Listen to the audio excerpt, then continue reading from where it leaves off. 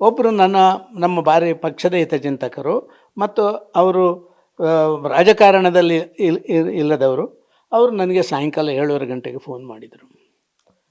ಮೋಡಿ ಹಿಂಗೆ ಇಲ್ಲಿ ಪ್ರೆಸ್ಟೀಜ್ ಅಪಾರ್ಟ್ಮೆಂಟ್ ನಮ್ಮ ಇದರ ಹೆಬ್ಬಾಳದಲ್ಲಿರುವಂಥದ್ದಲ್ಲಿ ಒಂದಷ್ಟು BJP ಮತ್ತು ಕಾಂಗ್ರೆಸ್ ನಾಯಕರುಗಳು ಒಟ್ಟಿಗೆ ಸೇರಿಕೊಂಡು ವಿಧಾನ ಪರಿಷತ್ ಚುನಾವಣೆ ಬಗ್ಗೆ ಚರ್ಚೆಗಳನ್ನು ಮಾಡಿದ್ದಾರೆ ಅಂತ ಹೇಳುವಂಥ ಗಂಭೀರ ವಿಚಾರವನ್ನು ಅವರು ನನಗೆ ತಿಳಿಸಿದರು. ಆದರೆ ನನ್ನ ಹೆಸರು ಎಲ್ಲಿ ಹೇಳಬೇಡಿ, ದಯವಿಟ್ಟು ನನ್ನ ಹೆಸರು ಹೇಳಬೇಡಿ. ನಾನು ನಿಮ್ಮೊಂದು ವೆಲ್ವಿಷರ್ ಅಂತ ಹೇಳಿ ನಿಮ್ಮ ಗಮನಕ್ಕೆ ತರ್ತಾಯಿದ್ದೆ. ನಾನು ಅವರಿಗೆ ಅಶ್ಯೂರ್ ಮಾಡಿದೆ, ನಾನು ಯಾವುದೇ ಕಾರಣಕ್ಕೂ ನಿಮ್ಮ ಹೆಸರು ಅದು ಎಂಥದ್ದಾದರೂ ನಾನು ಹೇಳಲ್ಲ ಏನು ಅಂತ ಹೇಳಿದ್ದೆ. ಅವರು ಯಾರು ಹೆಸರುಗಳನ್ನು ಹೇಳಲಿಲ್ಲ. ಆದರೆ BJP ದೊಡ್ಡ ಪ್ರಮುಖರು ಹಿಂಗೆ ಮಾಡ್ತಾಯಿದ್ದಾರೆ ಅಂತ ಹೇಳಿದರು. ನಾನು ತಕ್ಷಣ ನಮ್ಮ ವಿರೋಧ ಪಕ್ಷದ ನಾಯಕರಿಗೆ ಮತ್ತು ನಮ್ಮ ಅಧ್ಯಕ್ಷರಿಗೆ ತಿಳಿಸುವಂಥ ಒಂದು ಪ್ರಯತ್ನ ಮಾಡಿದೆ. ಆದರೆ ಇಬ್ಬರು ಲಭ್ಯ ಆಗಲಿಲ್ಲ. ಕೊನೆಗೆ ಏನು ಮಾಡೋದು, ನಮ್ಮ ಬ್ಯಾಂಗ್ಳೂರಿನ ಉಸ್ತುವಾರಿ ರಾಜ್ಯದ ಪ್ರಧಾನ ಕಾರ್ಯದರ್ಶಿಗಳು ಒಬ್ಬರಲ್ಲಿ ನಾನು ಇದನ್ನು ಹೇಳುವಂಥದ್ದನ್ನು ಹೇಳಿದೆ.